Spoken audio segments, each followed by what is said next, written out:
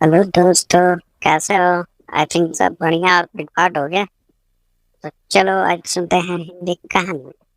और बढ़िया लगे तो लाइक शेयर और सब्सक्राइब जरूर कर देना। तो चलो आओ सुन दो कहानी। एक पहाड़ी के नीचे रामगढ़ नाम का एक गांव था।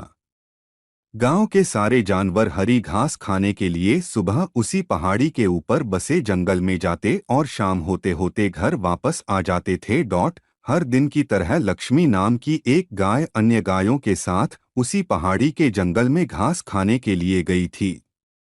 वह हरी घास खाने में इतनी ज्यादा प्रसन्न थी कि वह कब एक शेर की गुफा के पास पहुंच गई, उसे पता भी नहीं चला। शेर अपनी गुफा में सो रहा था और वह पिछले 2 दिनों से भूखा भी था। जैसे ही लक्ष्मी शेर की गुफा के पास पहुंची, गाय की खुशबू से शेर की नींद खुल गई।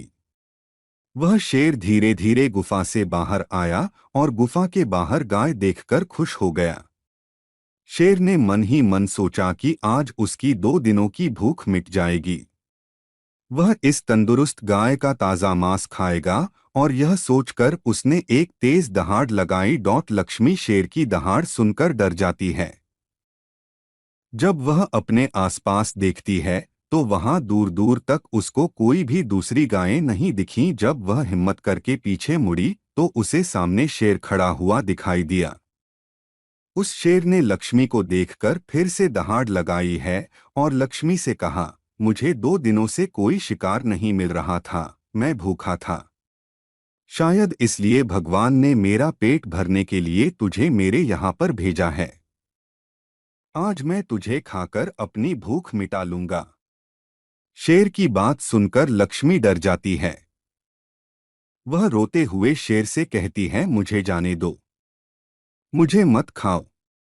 मेरा एक छोटा बच्चा है जो अभी सिर्फ मेरा ही दूध पीता है और उसे घास खाना अभी तक नहीं आया है। लक्ष्मी की बात सुनकर शेर हंसते हुए कहता है, तो क्या मैं अपने हाथ में आए शिकार को ऐसे ही जाने दूं? मैं तो आज तुझे खाकर अपनी 2 दिनों की भूख मिटाऊंगा।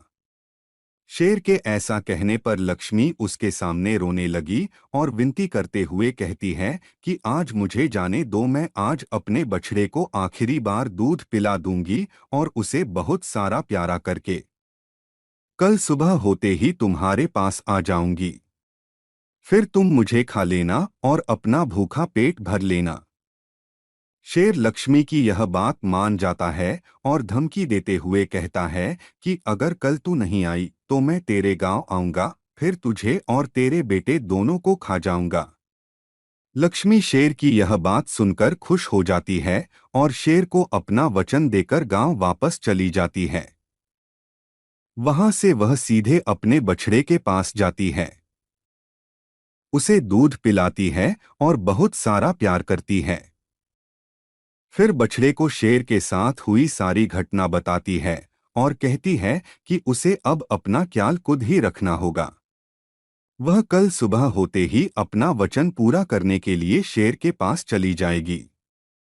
अपनी माँ की बातें सुनकर बछड़ा रोने लगता है। दूसरे दिन सुबह होते ही लक्ष्मी जंगल की तरफ निकल जाती है और शेर की गुफा के सामने पहुंचकर शेर से कहती है, अपने वचन के अनुसार मैं तुम्हारे पास आ गई हूँ, अब तुम मुझे खा सकते हो। गाय की आवाज सुनकर शेर अपनी गुफा से बाहर निकलकर आता है और भगवान के अवतार में प्रकट होते हैं। वह लक्ष्मी से कहते हैं, मैं तो बस तुम्हारी परीक्षा ले रहा था। तुम अपने वचन की पक्की हो, मैं इससे बहुत प्रसन्न हुआ। तुम अब अपने घर और बछड़े के पास वापस जा सकती हो। इसके बाद वे उस गाय को गौ माता होने का वरदान भी देते हैं और उसी दिन के बाद से सभी गायों को गौ माता कहना शुरू कर देते हैं। कहानी से सीख, हमें जान की बाजी लगाते हुए भी अपने दिए हुए वचन को पूरा करना चाहिए। यही हमारे दृढ़ व्यक्तित्व को दर्शाता है। और हाँ, कहानी अच्छा लगा तो अपने दोस्तों के साथ शेयर जरूर करें। देखिए दोस्तों, तो लाइक और शेयर और सब्सक्राइब कर दीजिए ना।